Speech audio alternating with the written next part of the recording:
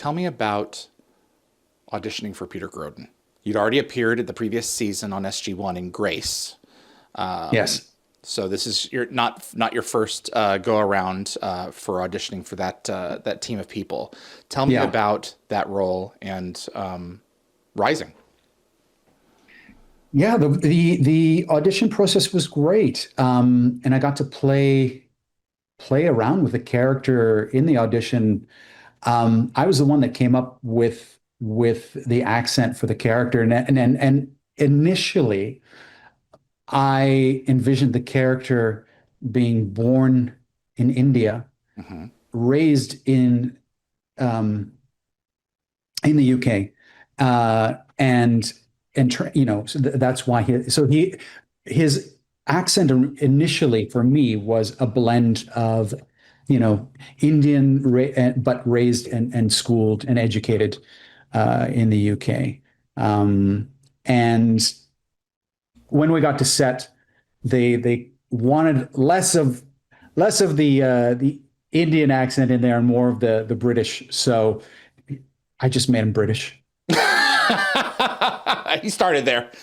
Yeah, you know, I because I kept getting the direction of, yeah, we want the accent a little lighter. I want a little lighter, and so because I was trying to blend two accents together anyway, I felt like, well, if I do any lighter, I'm just gonna, so shall we just lose that part of it? And part of me felt uh, sad that I couldn't do exactly what I wanted to do. I felt like, the character might have been a little more interesting had I been Mm. able to stick with what I had envisioned as his voice. Was this a tough audition, or was it pretty Yeah, straightforward? yeah, it was Yeah. a pretty straightforward audition. Yeah, Okay. yeah, Okay. yeah, What? nothing tough. I think there was definitely a callback. I think it wasn't just one audition, and then there was a callback. Okay. Yeah. What do you remember about shooting this enormous pilot? Uh, all new toys, everything's brand new. Yeah. A team, some including new people, but who have largely been working together at least through SG1, and some in the case a couple since MacGyver. What was it like getting onto this new car attached to this moving train? Well, Martin Wood was director, Yeah. and I'd worked with Martin before. Fantastic guy. But stepping onto that set for the first time, I still remember that. It still gives me goosebumps. It was the first time stepping onto a set so large that it had been built from scratch. And as you said, everything was new.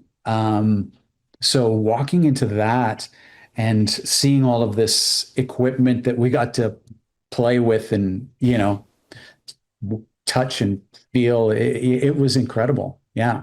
I remember the grand pianos up on the operations deck and the dialer, and Yeah. just the amount of power that was looked like was coursing through these things, and then the hologram, lights and everything else.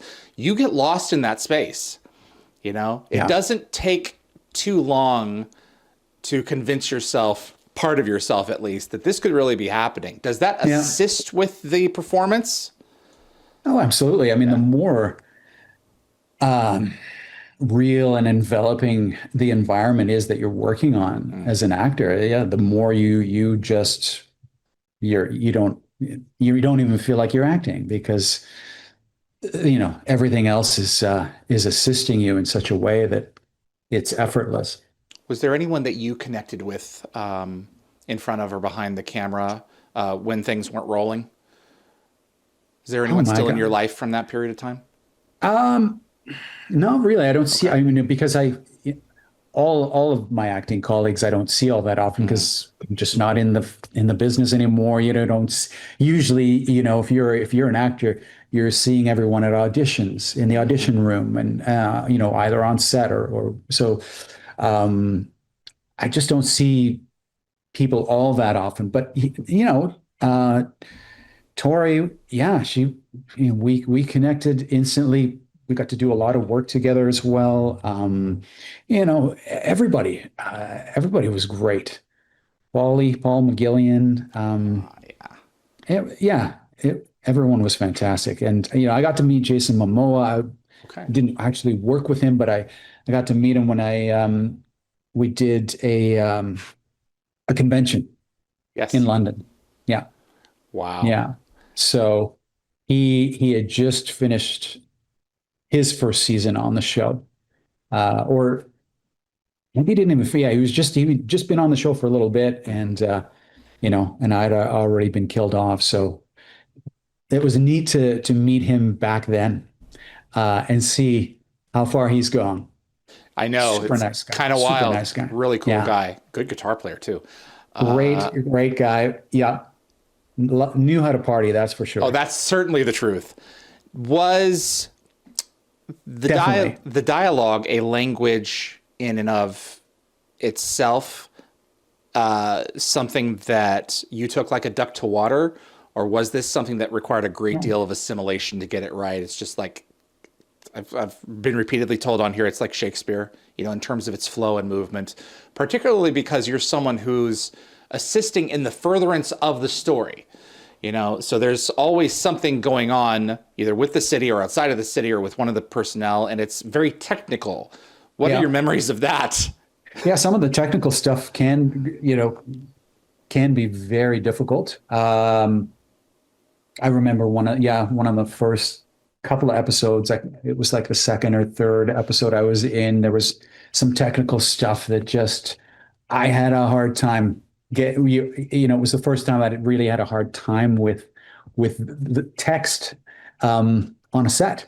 But we got through it. Hmm. But it was a bit nerve-wracking, and probably caused the director and everyone else a few you know issues for a little while.